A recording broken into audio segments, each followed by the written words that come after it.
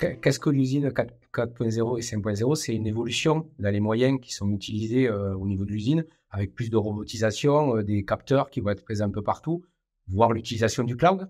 On a parlé tout à l'heure de la sécurisation de l'usine traditionnelle qui était déjà pas évidente. Et en fait, ces nouveaux éléments vont entraîner de nouveaux risques. Et il va falloir trouver des solutions pour les sécuriser. Les enjeux principaux, c'est ça, c'est d'arriver à accompagner. Autant on partait dans une usine un peu historique sur des standards qu'il fallait sécuriser a posteriori, autant là, on va plutôt travailler sur l'accompagnement à la mise en place de ces nouveaux outils en intégrant la sécurité dans les projets, ce qu'on appelle de la security by design, qu'on va appliquer à la sécurité industrielle et qui est un gros changement par rapport à ce qu'on connaissait avant dans le milieu industriel.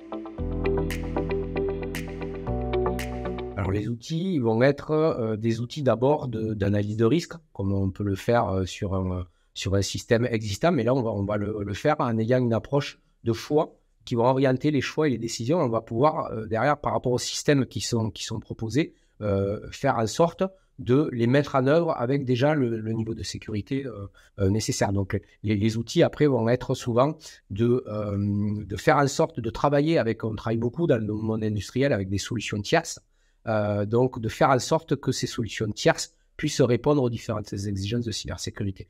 Généralement, ça dépend de la maturité des acteurs, mais aujourd'hui, rares sont les acteurs qui arrivent sur le marché avec des solutions sans cybersécurité. Donc, tout l'enjeu est d'arriver à trouver le bon matching entre ce qu'ils sont capables de proposer. Des fois, il faut quand même forcer un peu parce qu'il y a des choses qui ne sont pas forcément intégrées par défaut ou par nature dans ces solutions-là.